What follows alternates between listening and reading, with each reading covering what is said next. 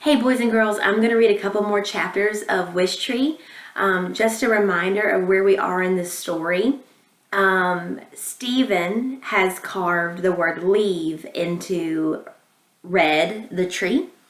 And the whole town's kind of worried about what's going on, but especially all of the creatures, the animals that live in red and have a home in red.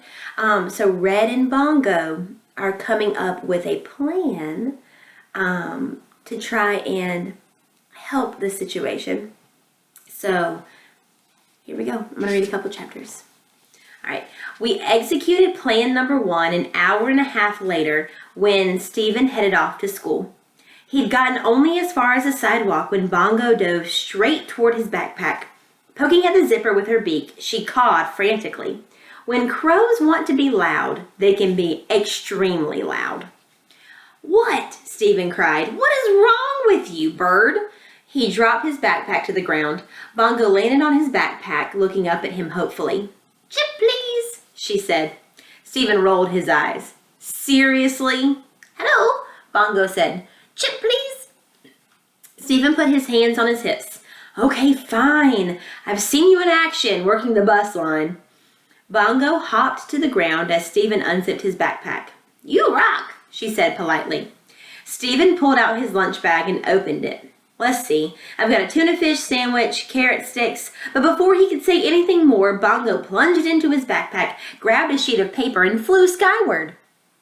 "Hey, that's my English homework!" Stephen cried. "Come back here, you thief!" Bongo flew high into my branches and landed with a victorious caw. Stephen stalked around the bottom of my trunk where the yellow police tape encircled me.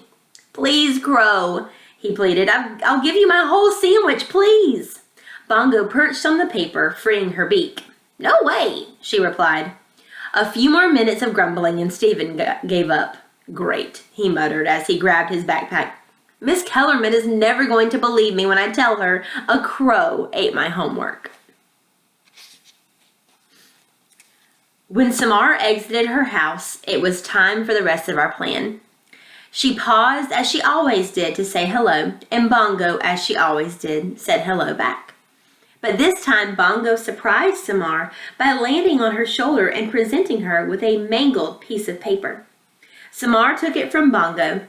"This has Stephen's name on it. Why on earth do you have it?" "No way," Bongo said by way of an answer. "Well, I'll be sure he gets this," Samar said. Bongo gave a little caw and headed back to me. Perfect. A simple plan, beautifully executed.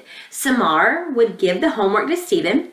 They'd strike up a conversation about the crazy crow in the big oak tree. They'd laugh, they'd share, they'd realize they have a lot in common. Voila! Friendship. It was a great plan. Except for the part that came just seconds later. The part where Samar noticed a friend of Stephen's walking by. She dashed over and asked him to give Stephen the piece of paper. And that was that.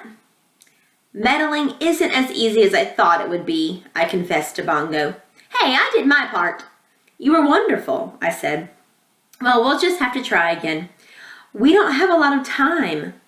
"Red," Bongo said with a sigh. "Please don't remind me." That afternoon, we tried plan number 2. "This isn't going to work, Red," Bongo said, strutting back and forth on the lawn. "Pessimist," I said. "Optimist," she replied. Secretly, I had my doubts, though. Our second plan required help from one of the babies.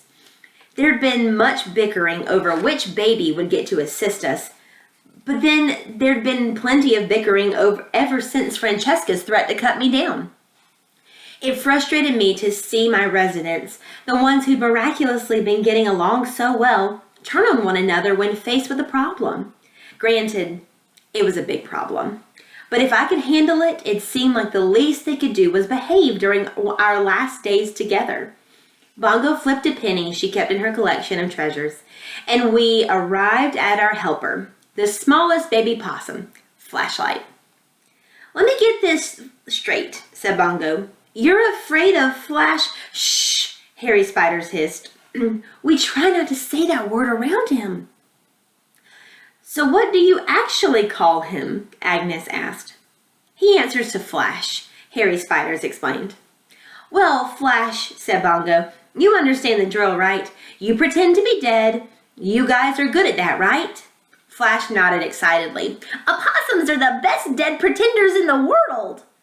So you play dead. Samar and Steven see you as they're coming home from school. We're hoping they come home at about the same time today, I interrupted. And they freak out, Bongo continued. See the cute little maybe dead baby talk about what to do. Are you certain this is safe? Asked Harry Spiders. I'm feeling a little faint just thinking about it. We'll all be watching, and Steven and Samar are smart kids, I assured her. They'll know not to touch a sick animal. So they go get their parents, call a wildlife rescue place or maybe a vet, and while they're busy, Bongo continued, little Flash runs back to his den. Samar and Steven come back out, have a good laugh about the vanishing opossum. Maybe the parents even get to talking. I really think you would do a better job, Big U complained. She's a born actor. Or you. This has been officially decided, Bongo said firmly. We flipped the penny, remember? Just saying, Big U muttered. Down the street, the school dismissal bell rang. Places, everyone, Bongo urged. This is totally going to work, I said. This is totally going to fail, Bongo said at the very same instant. All right, tune back in tomorrow for the next couple of chapters of Wishtree by Katherine Applegate to see if their plan works.